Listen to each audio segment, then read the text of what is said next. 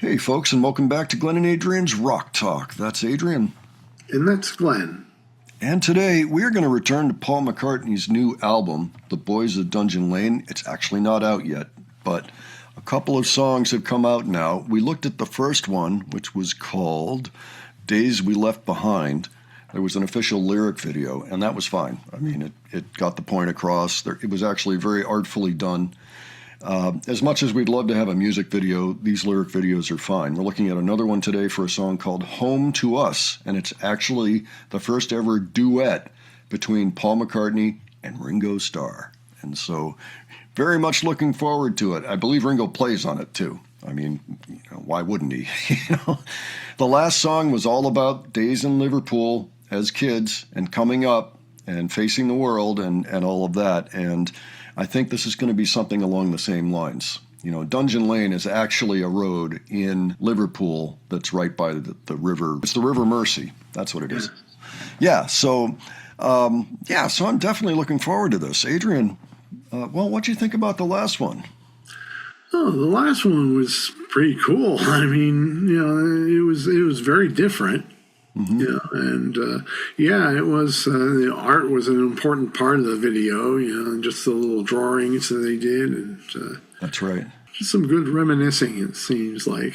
Absolutely. And, next month, Paul McCartney is going to be turning 84, and Ringo is a few years ahead of him. So I think Ringo's 86 or 85, 86, somewhere in there. So, it's no surprise. They're taking a little time to look back and reminisce together. That's the best part for me. So let's go ahead and check this out, and we'll talk about it afterwards. All righty. The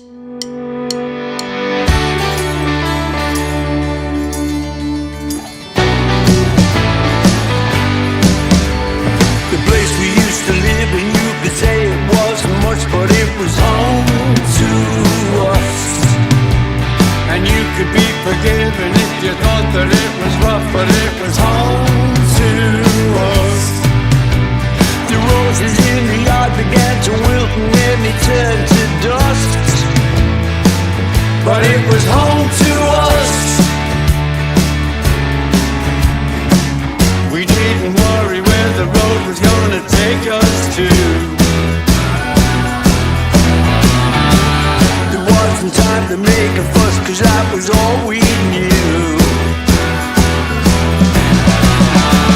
The world around us wasn't safe, the place was falling down. But it was my hometown, and it was home to us. The lady on the hill was drinking brandy, eating caviar, the perfect host. My mom was in the kitchen, washed the dishes in the sink, and then she burned the toast. The kids are in the alley playing ball till the sun goes down. But that was my hometown, and it was home to us.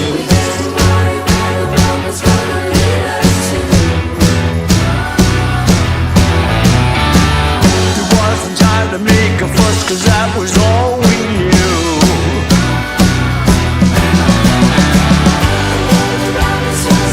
The place was falling down, but that was my hometown. Yeah, and it was all I knew, 'cause it was home to us.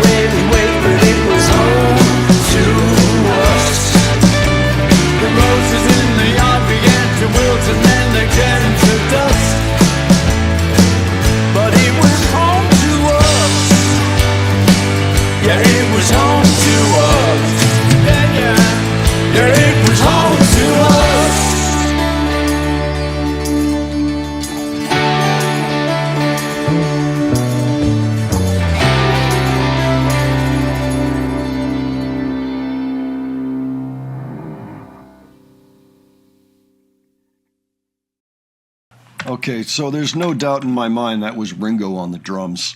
It's totally Ringo all the way. Oh, just reminiscences of the old hometown and childhood. It was home to us, and we took it, warts and all. And the us being pretty much everybody in the Beatles, it would seem. Yeah. So Ringo actually is the last person that joined the Beatles, as most Beatles fans know, but just so it's clear, he grew up in Liverpool, so he has a lot of the same memories, just not with John and Paul and George, later on. George came after John. I think Paul and John were the first ones that met each other. And then George joined up.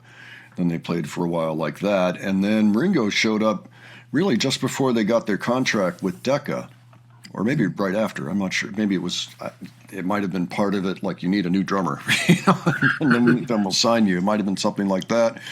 But Ringo was there too in town, and so he's got his own memories. But it was interesting to see. I mean, a lot of that was from Paul's own recollections. But it's just great for them to all have that as something they can look back on and remember together. Even if they weren't necessarily together through their childhoods, they know the places. It's pretty cool that they are working together at this late time, because the Beatles, I mean, that means that Ringo, who joined last, he joined in 62. So that's only 64 years ago. When the Beatles are 64. It's wild to think that, isn't it?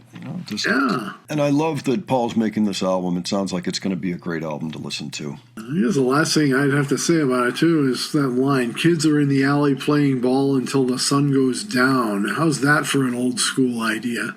Oh, yeah. I mean, I did that. That was still a thing. We all did that. Everybody in our generation did that. In our generation, yeah, it had stopped being a thing. That's the thing. Yeah. It stopped being a thing quite some time ago, as a matter of fact. Yeah, too bad. It is too bad. We had a tremendous amount of freedom, and it was great. It was great. Sure, we got some boo-boos, as a result, some skin knees, some bike accidents, whatever else. You'd have to be embarrassed by one of our parents going, "Hey, dinner time!" Right. Actually, our parents had a bell. They used to ring this bell whenever it was time for dinner. Getting on the bike, riding around and everything without a helmet. Going to the cemetery and playing army behind the gravestones. Things like that.